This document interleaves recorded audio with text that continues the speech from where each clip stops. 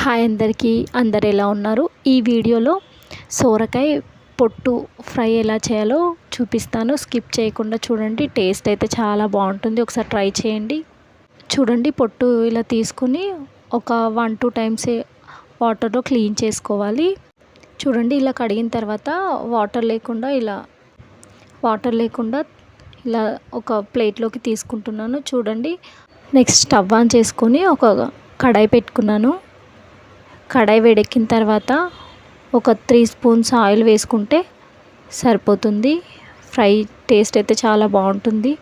ఒకసారి మీరు ట్రై చేయండి. ఈ ప్రాసెస్లో ఈ ఫ్రై అయితే మనకి సేమ్ నాన్ వెజ్ టేస్ట్ అయితే వస్తుంది. ఈ ప్రాసెస్లో చేయండి, ఒకసారి ట్రై చేయండి.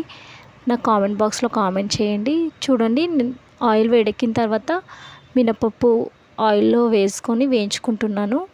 కొంచెం కలర్ చేంజ్ అయిన తర్వాత ఆనియన్ కట్ చేసి పెట్టుకున్నాను కదా, ఆనియన్ కూడా వేసుకొని స్పూన్తో అటు ఇటు వేయించుకోవాలి. చూడండి, ఇలా వేయించుకున్న తర్వాత కొంచెం కొత్తిమీర అలాగే కొంచెం కరివేపాకు వేసుకొని మళ్ళీ స్పూన్తో అటు ఇటు వేయించుకుంటున్నాను. ఈ కర్రీ టేస్ట్ అయితే రైస్లోకి చాలా బాగుంటుంది. నాన్ వెజ్ లాగా ఒకసారి ట్రై చేయండి ఖచ్చితంగా. మేము చిన్నగా ఉన్నప్పుడు అయితే సొరకాయ లోపల గింజలు ఉంటాయి కదా, చీపురు పుల్లకి గింజలు ఒకదాని వెనుక ఒకటి ఇలా చీపురు పుల్లకి కుచ్చి అవి పొయ్యి మీద కాల్చుకొని తింటే అయితే టేస్ట్ అయితే చాలా బాగుంటుంది. ఈ ఎక్స్పీరియన్స్ ఎవరికైనా ఉంటే నాకు కామెంట్ బాక్స్లో కామెంట్ చేయండి. చూడండి, ఈ ఆనియన్ వేగిన తర్వాత ఒక 1/2 స్పూన్ అల్లం వెల్లుల్లి పేస్ట్ అలాగే పసుపు వేసుకొని స్పూన్తో అటు ఇటు బాగా వేయించుకోవాలి. అల్లం వెల్లుల్లి పేస్ట్ కూడా స్మెల్ రాకుండా ఉంటుంది ఆయిల్లో బాగా వేయించుకుంటే. అలా గింజలు తింటుంటే అయితే అదో సరదా. టేస్ట్ అయితే చాలా బాగుంటుంది. చూడండి, ఇట్లా ఆనియన్ వేగిన తర్వాత మనం పొట్టు కడిగి పెట్టుకున్నాం కదా, సొరకాయ పొట్టు, అది కడాయిలో వేసుకుంటున్నాను. చూడండి, ఇలా వేసుకొని అటు ఇటు బాగా వేయించుకోవాలి. ఇలా స్పూన్తో అటు ఇటు వేయించుకున్న తర్వాత ఒక 10 to 5 మినిట్స్ అలా మూత పెట్టి పెట్టుకోవాలి.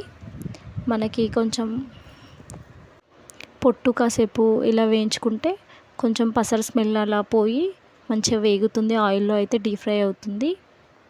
చూడండి, మళ్ళీ మూత తీసి మళ్ళీ స్పూన్తో అటు ఇటు వేయించుకుంటున్నాను.